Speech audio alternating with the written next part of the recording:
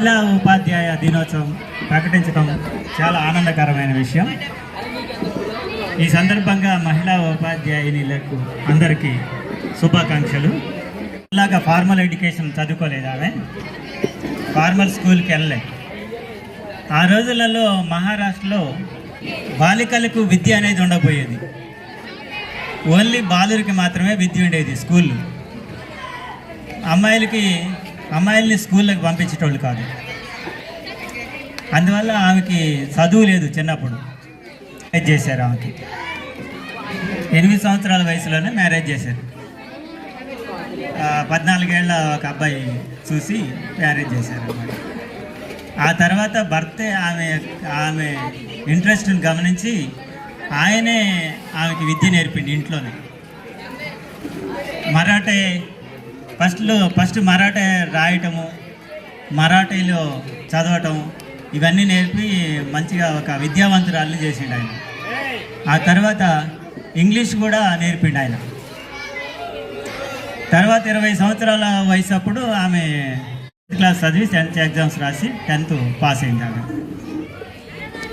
Next ఆమె స్కూళ్ళు పెట్టడం చాలా జరిగినాయి. నెక్స్ట్ జాతీయ లెవెల్లో కూడా ఆమె ఎంతో గొప్పగా బాలికా విద్యని ప్రోత్సహించుకుంటూ బాలికా విద్యని డెవలప్ చేసింది.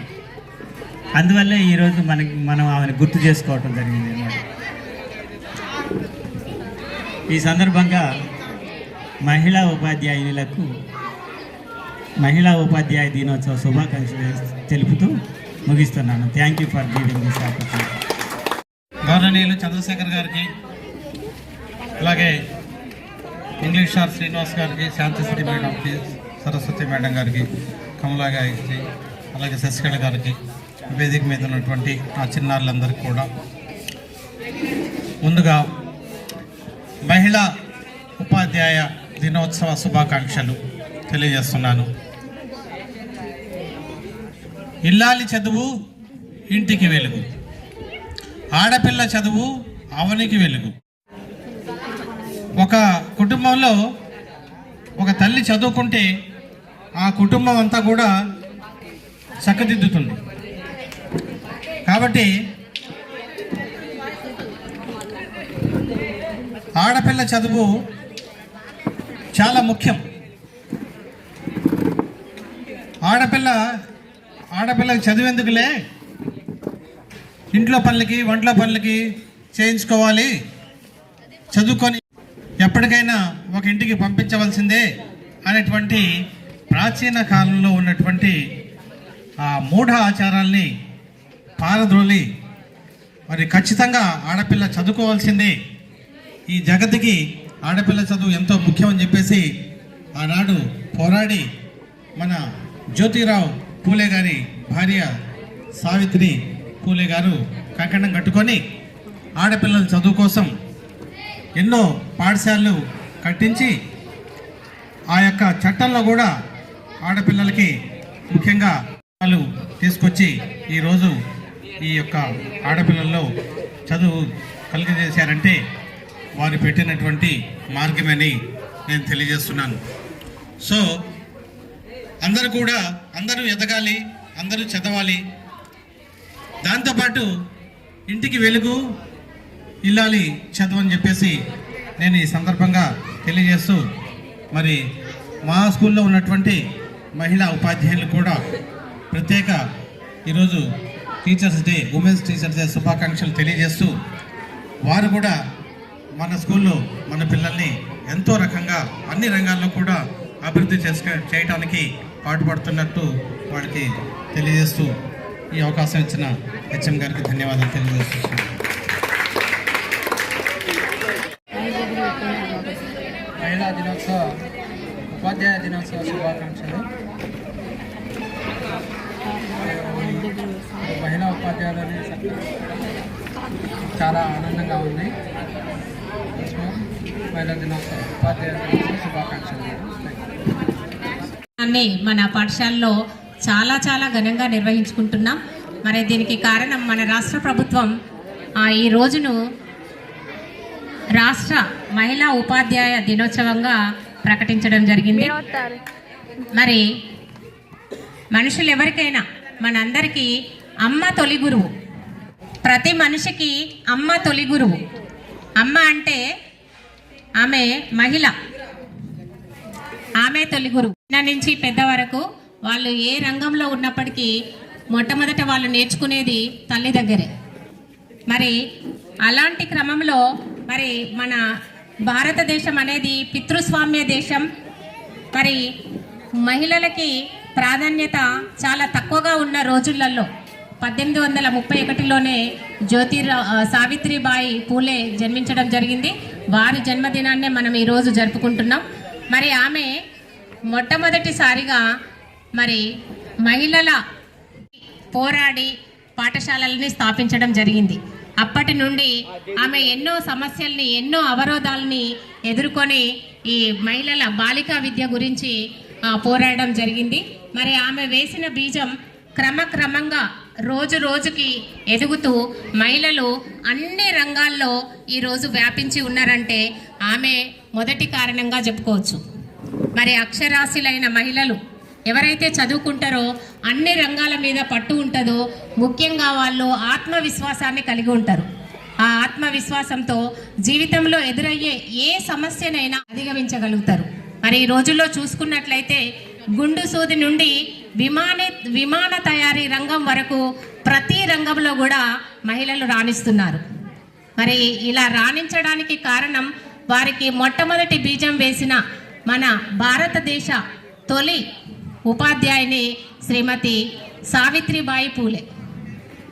కాబట్టి మరి ఇప్పుడు ఎవరైతే మన పాఠశాలలో చదువుకుంటున్నారో విద్యార్థులు, వారు కూడా వారికి ఉన్న అవకాశాలను అన్నింటినీ అందిపుచ్చుకొని ముందుకు రంగాలను ఎన్నుకోవడమే కాకుండా అందులో రాణిస్తూ మరి బాలిక విద్యకి వాళ్ళు మెరుగులు దిద్దాలని ఈ సందర్భంగా కోరుకుంటున్నాం.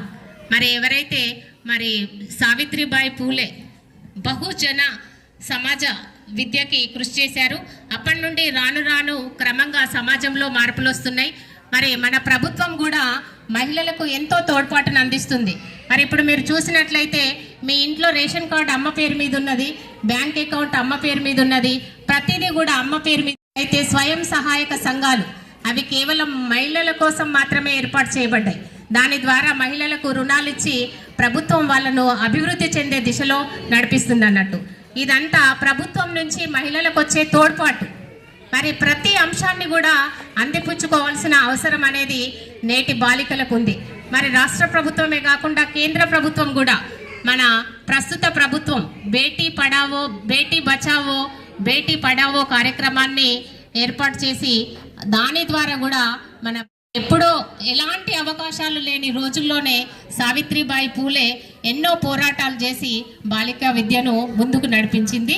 మరి ఇప్పుడు ఎవరైతే మన స్టేజ్ మీద ఉన్నారో పిల్లలందరూ ఎన్నో అవకాశాలు ఉన్న రోజులలో ఉన్నారు. కాబట్టి ప్రతి అవకాశాన్ని అందిపుచ్చుకొని మీ స్థాయిలో మంచి మంచి రంగాలలో స్థిరపడి నిలదొక్కుని మీ కుటుంబానికి, మీకు, పాఠశాలకి, మీ గ్రామానికి కూడా మంచి పేరు తీసుకురావాల్సిన అవసరం అనేది ఎంతైనా ఉన్నదన్నమాట. మరి ఇప్పుడు చూసినట్లయితే మనము మెంబర్ నుండి మన దేశంలో రాష్ట్రపతి ఎవరు రాష్ట్రపతి? మన రాష్ట్రపతి ఎవరు? ద్రౌపది ముర్ము. మన సర్పంచ్ ఎవరు? మన సర్పంచ్ కళావతి. మొన్నటి వరకు అంటే అన్ని రంగాలలో కూడా మహిళలు రాణిస్తూ ఉన్నారు. దీనికి కేవలం మన తొలి మహిళా ఉపాధ్యాయురాలు సావిత్రిబాయి పూలే ఎంతైనా కారణం. మరి ఇలాంటి రోజును మనం ఆమెను స్మరించుకునే విధంగా మన రాష్ట్ర ప్రభుత్వం ప్రకటించడం ఎంతో ఉపాధ్యాయులకు గర్వకారణం. మరి ఒక మహిళా ఉపాధ్యాయురాలు మరి పిల్లల్ని లాలిస్తూ పాలించగలదు. లాలిస్తూ పాలించడం అనేది మహిళల యొక్క ప్రత్యేకత. అంతేకాకుండా వాళ్ళకి మల్టీ టాస్కింగ్ జన్మతః వస్తుంది మహిళలకి. కాబట్టి అలాంటి స్కిల్స్ను ఉపయోగించుకొని మహిళలు ఉపాధ్యాయ వృత్తిలో కూడా అన్ని రంగాలలో ఉన్నప్పటికీ సమాజాన్ని నిర్మించే ఉపాధ్యాయ వృత్తిలో ఉన్న మహిళలు ఎవరైతే ఉన్నారో వృత్తిని వృత్తిలాగా చూడకుండా దాన్ని వ్యక్తిగతంగా తీసుకొని ఎంతో ఎదిగే విధంగా చేసేవాళ్ళు మన చుట్టూ ఎంతోమంది మహిళలు ఉన్నారు.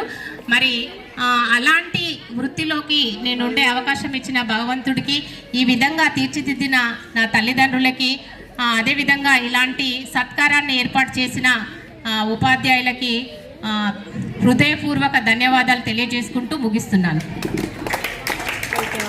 వేదికను అలంకరించిన సోదర ఉపాధ్యాయులు మరియు ప్రియమైన విద్యార్థులకు మరొకసారి శుభోదయం. మరి ఈరోజు మీరందరూ ఏం గమనించారా? పొద్దున్నుంచి ఇక్కడ ఏదో జరుగుతుంది కదా, మాట్లాడేవాళ్ళు మాట్లాడుతూనే ఉన్నారు. ఏంటి అసలు ఈరోజు ప్రత్యేకత కదా? మన క్లాసెస్ అన్నీ వదిలిపెట్టుకొని వచ్చి ఇక్కడ కూర్చున్నాం. మరి మహిళా దినోత్సవమా? కాదు కదా. మహిళా దినోత్సవం ఎప్పుడు జరుపుకుంటాం? మార్చి 8వ తారీఖున. మరి ఈరోజు జనవరి 3. మరి ఇవాళ ఏమంటున్నాం? మహిళలకు ఉపాధ్యాయులుగా, మరి ఉపాధ్యాయునులు అందరూ ఉన్నారు. ఎందుకు మహిళలకే చేస్తున్నారు?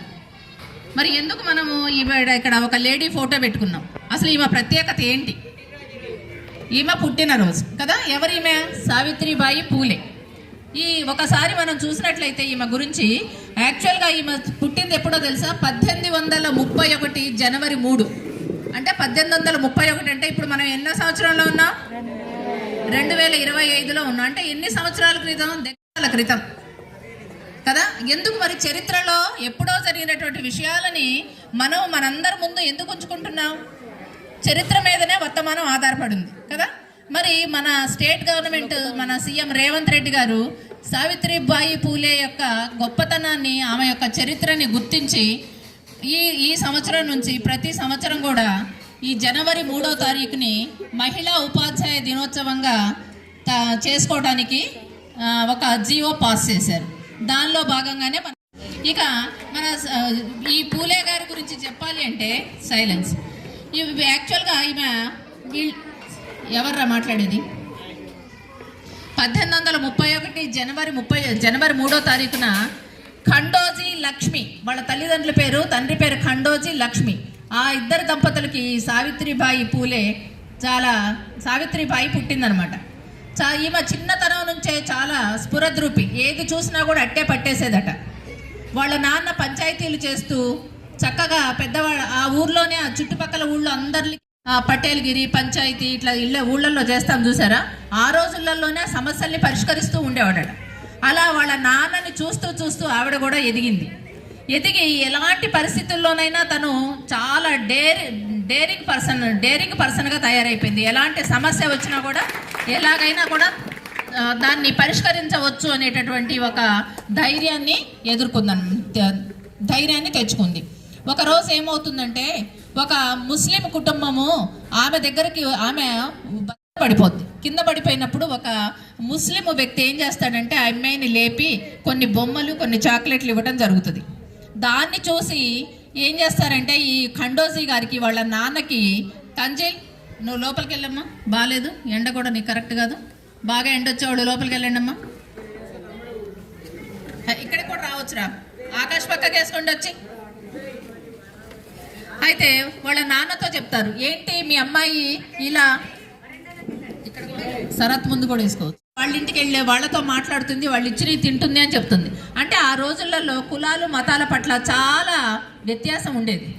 దాంతో భాగంగా వాళ్ళ నాన్న ఏం చేస్తాడు అంటే, ఆ అమ్మాయి ఇంటికి రాగానే బాగా కోప్పడతాడు, చాలా అల్లారు ముద్దుగా పెంచుతాడు. ఆ అమ్మాయిని ఆడింది ఆట, పాడింది పాటగా పెంచుతారు సావిత్రిబాయిని. ఎప్పుడైతే వాళ్ళు వచ్చి పక్కన మనుషులు వచ్చి ఎప్పుడైతే చెప్తారో, ఆ అమ్మాయి మీద కోపం వచ్చేసి రాగానే బాగా ఆ అమ్మాయిని అరిచేసి ఆ అమ్మాయి చేతుల్లో ఉన్న మిఠాయిల్ని, తర్వాత ఆ పుస్తకాలని బయట పడేస్తారు. చాలా బాధపడుతుంది, వాళ్ళ నాన్న మాటని తీసేయలేకపోతుంది. వాళ్ళ నాన్న ఖండోజీ గారు బయటికి వెళ్ళిన తర్వాత, అసలు దాంట్లో ఏముంది, దాంట్లో ఏదో ఉంది, ఏదో నాన్న బయటికి వెళ్ళగానే మళ్ళీ ఆ పుస్తకం తెచ్చుకుంటుంది. ఆ పుస్తకం తెచ్చుకొని దాంట్లో ఆవిడకి చదువు లేదు, ఆ దాంట్లో ఉన్నటువంటి బొమ్మలన్నీ చూస్తుంది. అంటే ఎంత తపనంటే చూడండి, అన్ని సంవత్సరాల క్రితం కూడా చదువు లేకపోయినా కూడా ప్రతి విషయాన్ని తెలుసుకోవాలనేటటువంటి ఆరాటంతో ఆ బొమ్మలన్నీ చూసి తన మనసుని ఏం చేస్తుందంటే, నేను ఏం చూడలేదు అనుకొని బాధపడ్డాను, చూశాను అనేటటువంటి ఒక సంతృప్తిని కలుగుతుంది అనమాట. అలా ఆమెకి ఏమవుతుందంటే, 9వ సంవత్సరంలో అప్పుడు బాల్య వివాహాలు జరిగాయి. బాల్య వివాహాలు అంటే టీనేజ్ రాకముందే మ్యారేజెస్ చేసేవాళ్ళు. అదే సందర్భంలో ఆమెకి 8-9 సంవత్సరాల వయసులోనే 12 పూలే అనేటువంటి వ్యక్తితో వివాహం జరుగుతుంది. జరిగినప్పుడు ఈ జ్యోతిరావు పూలే కూడా ఆ రోజులలోనే కొంత యాక్టివ్గా సృజనాత్మకత కలిగినటువంటి వాడు.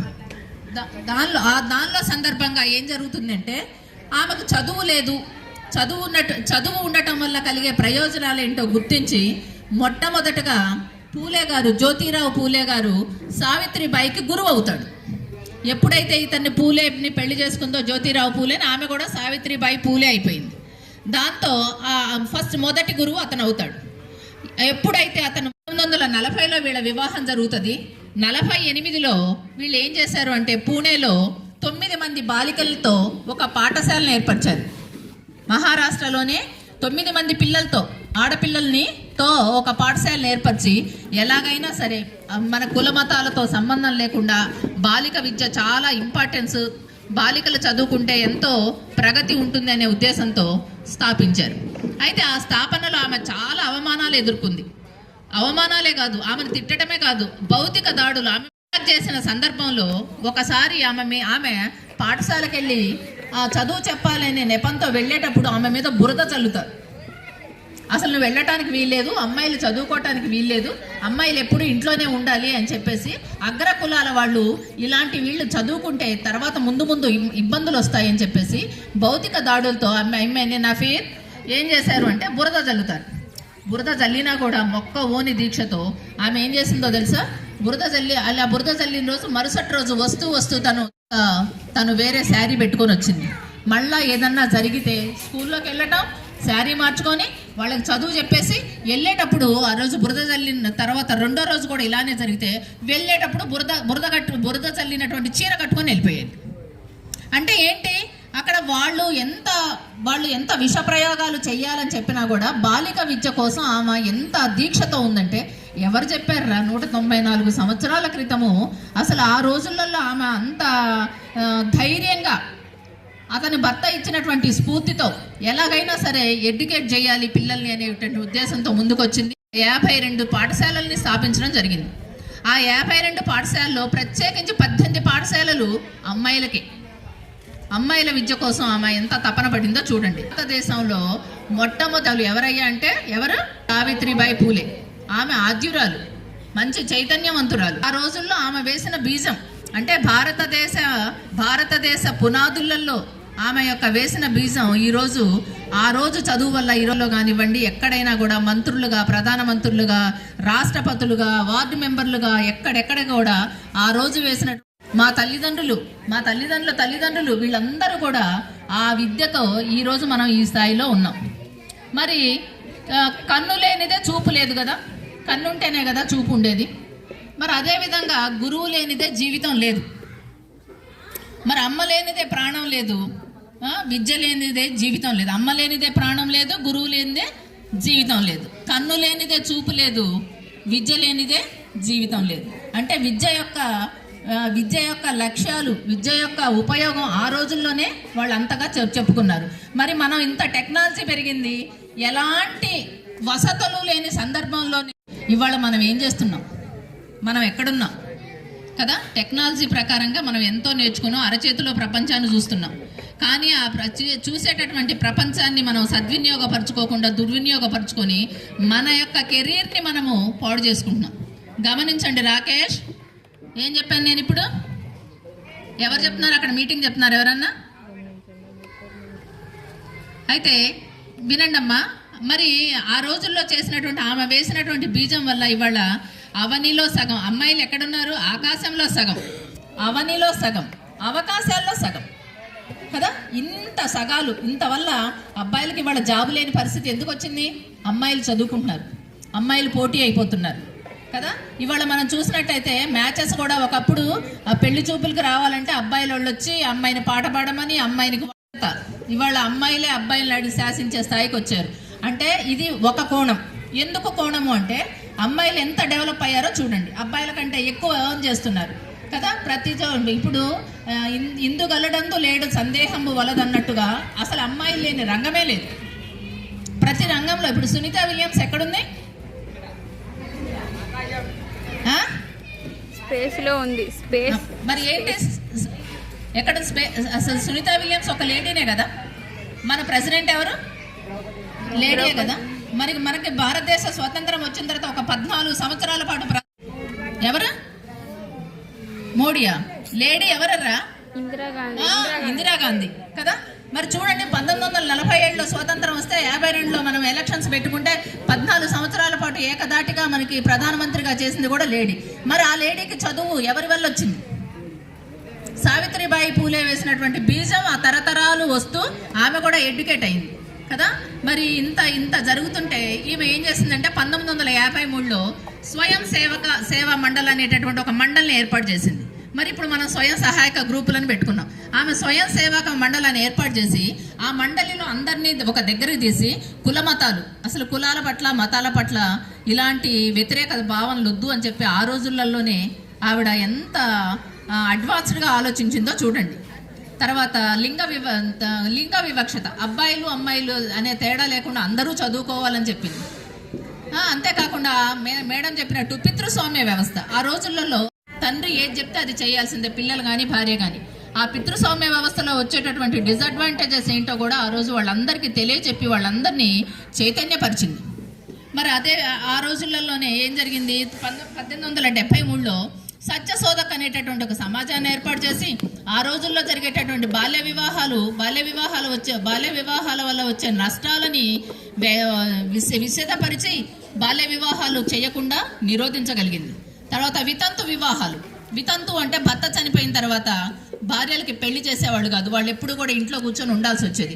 ఇలాంటిది తప్పు, వితంత వివాహాలు కూడా చేసుకోవచ్చు అని చెప్పి చేసింది. సతీ సహగమనం అంటే మనం కందుకూరి వీరేశలింగం గారి గురించి చెప్పుకుంటాం. కానీ ఆ రోజులలో ఈమె కూడా సతీ సహగమనం అంటే భర్త చనిపోతే భార్యను కూడా చితిలోకి నెట్టేసేవాళ్ళు, భర్తతో పాటు భార్య చనిపోవాలనేవాళ్ళు. కానీ ఈ రోజులలో అలా ఉందా మనకి? అంటే ఎంతో మంది సంస్కరణల మూలంగా మనము ఎన్నో మంచి విషయాలని మంచి అవకాశాలని చూస్తూ ఉన్నాం అన్నమాట. మరి అలాంటి వాటన్నిటిని కూడా ఆ రోజుల్లోనే ఆమె పారద్రోలింది అంటే అన్ని సంవత్సరాల క్రితము ఎంత ధీరమని అనుకోవాలి. అందుట్లో అగ్రకులాల వాళ్ళ యొక్క అణిచివేతకి గురవుతూ బహుజన నిమ్న వర్గాల వాళ్ళని పైకి తీసుకొచ్చేటటువంటి క్రమంలో ఎన్నో సవాళ్ళను ఎదుర్కొంది. ఆమె భర్త చాలా తోడుగా ఉన్నాడు. మరి ఆమె అలాంటి సేవా కార్యక్రమాలే కాకుండా డెలివరీస్ కూడా చేసేదట. అప్పట్లో వైద్య సదుపాయాలు లేవు. మరి వీళ్ళిద్దరికీ కలిగినటువంటి సంతానం లేకపోయినప్పుడు ఒకసారి ఇట్లనే డెలివరీ చేసే టైంలో ఒక బ్రాహ్మణ యువతి ఒక అబ్బాయిని కన్న తర్వాత వదిలేసి వెళ్ళిపోతుంది.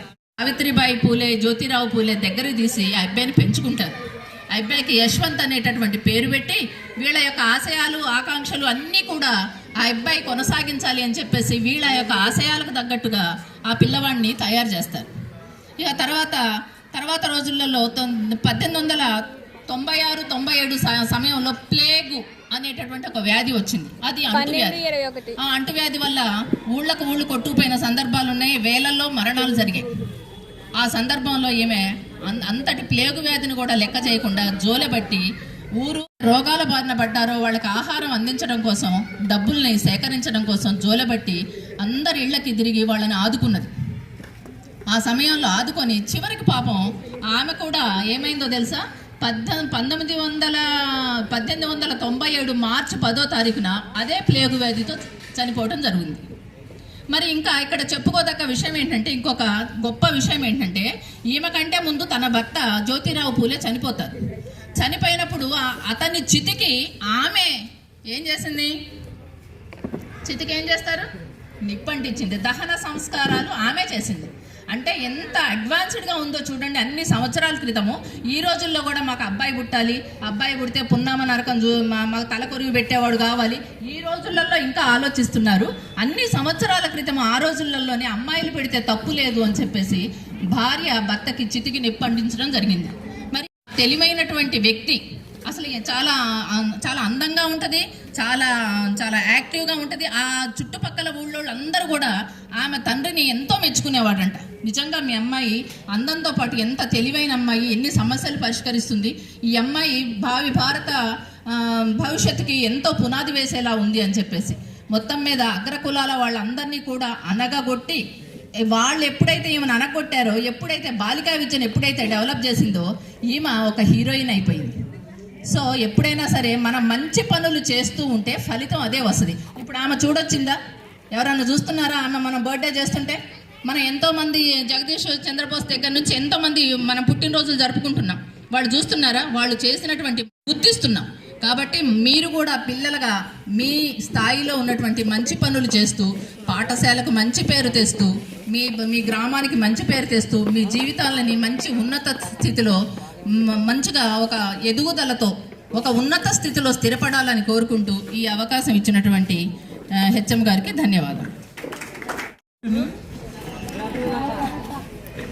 Happy women's teachers day.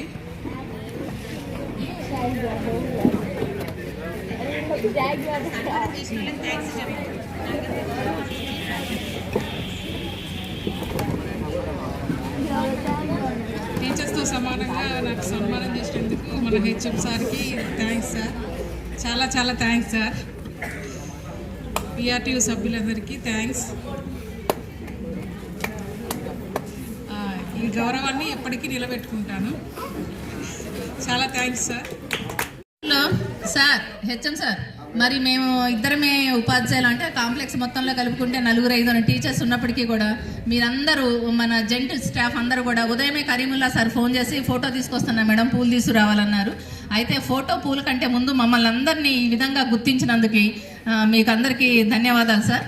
దానికి తోడు ఏంటంటే అనుకోకుండా మనకి క్యాలెండర్ ఆవిష్కరణలో భాగంగా జిల్లా బాధ్యులు కాంప్లెక్స్ ఉపాధ్యాయులు వచ్చి కూడా ఈ ప్రోగ్రాంకి వన్నె తీసుకొచ్చారు. మరి మీ అందరికీ కూడా పేరు పేరున ధన్యవాదాలు సార్. నాకు అర్థమైంది ఏంటంటే సావిత్రిబాయి, ఆయన భర్త పేరు జ్యోతిరావు పూలే, ఆయన భార్య సావిత్రిబాయి పూలే అన్నమాట. ఆడవాళ్ళు చదువుకుంటే మంచిదని మాత్రం ఆమె తను చెప్పింది. అమ్మ మీకు కూడా నేను చెప్పేది ఏంటి తెలుసా?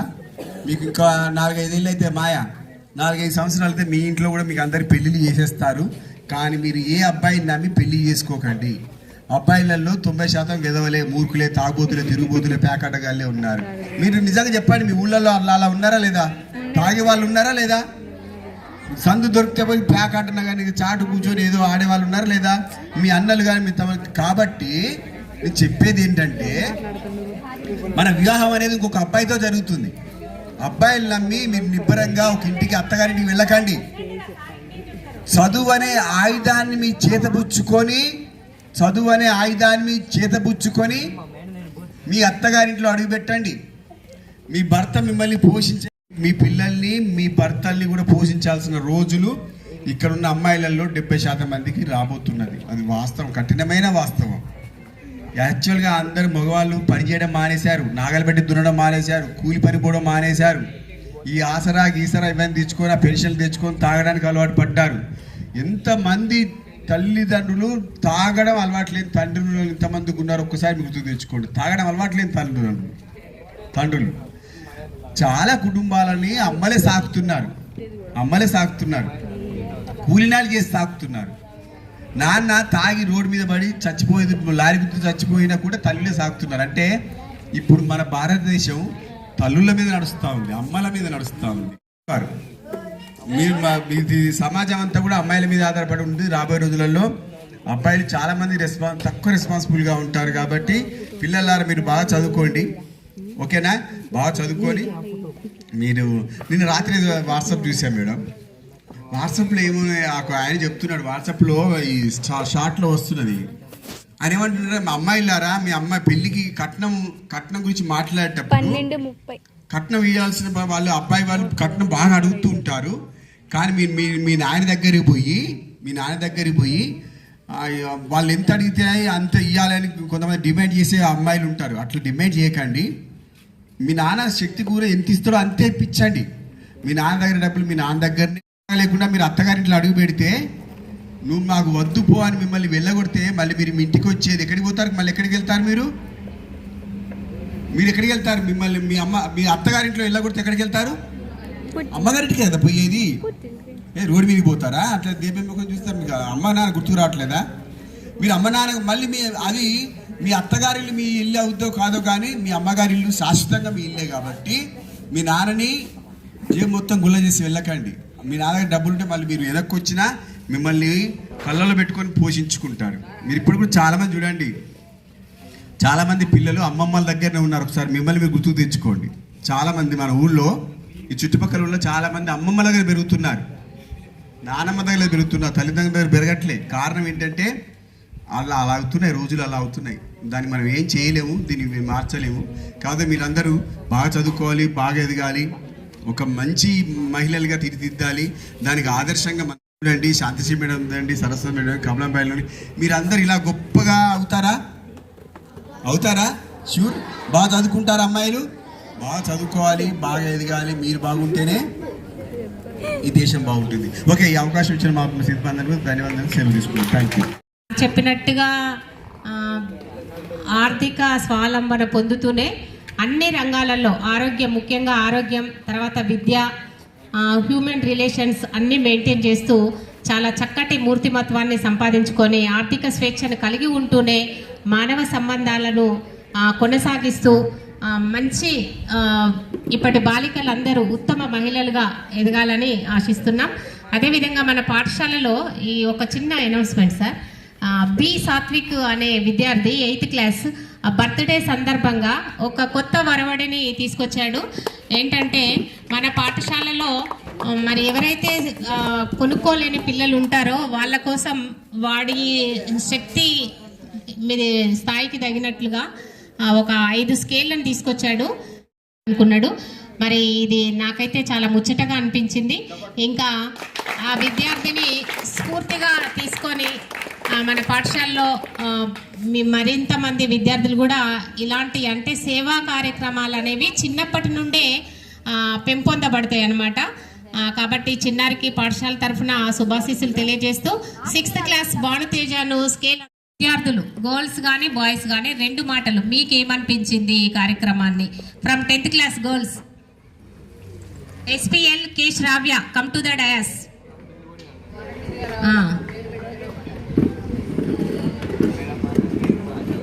కొనుక్కోలేని స్తోమత ఉన్న వాళ్ళకి అందించినట్టయితే ఆ తృప్తి వేరే ఉంటుందిరా. మనం ఈరోజు తింటే అది ఏమైపోతుంది, ఇంకా 4 గంటల్లో అరిగిపోతుంది కదా. అలాంటి కార్యక్రమాలు చేపట్టడానికి ముందుకు రావాలి.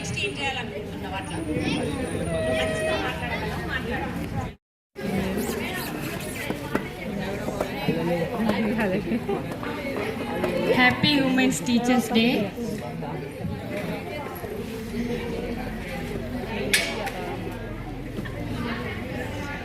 మేడం వాళ్ళు ఇప్పటిదాకా చాలా మాటలు చెప్పారు. గర్ల్స్ అందరూ ఆ రీతిగా ఎదగాలని కోరుకుంటున్నాను.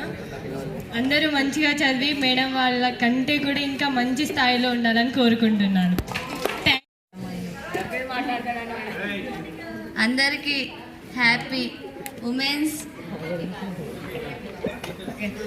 టీచర్స్కి happy women's teachers day madam. Thank you for you. Women's day and teachers day శుభాకాంక్షలు. ఆ కాలంలోనే సావిత్రిబాయి చేసిన కృషి మనం అందరం కూడా చేయాలని ఆశిస్తున్నాను. ఈ అవకాశం ఇచ్చిన ప్రధానోపాధ్యాయులు గారికి కృతజ్ఞత. సావిత్రిబాయి పూలే కృషి చేసింది, అది కొనసాగుతూనే ఉంది. దాన్ని అందిపుచ్చుకొని నువ్వు ఎలా ఎదుగుతావు, నీ ఫ్రెండ్స్ ఎలా ఎదగాలి అది చెప్పు. మీరు ఇప్పుడు పోరాటాలు చేయక్కర్లే, మన పూర్వమే పోరాటాలు జరిగినాయి, మనం ఎంతో లైన్లోకి వచ్చేసినాం అన్నట్టు. అర్థం చేసుకొని మాట్లాడగలవు.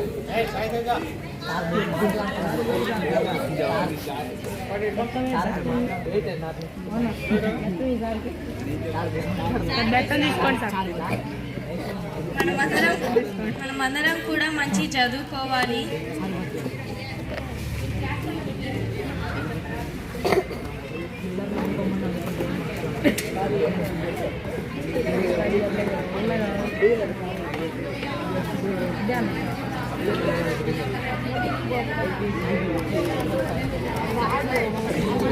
సావిత్రిబాయి పూలే జన్మదినాన్ని మన పాఠశాలలో ఘనంగా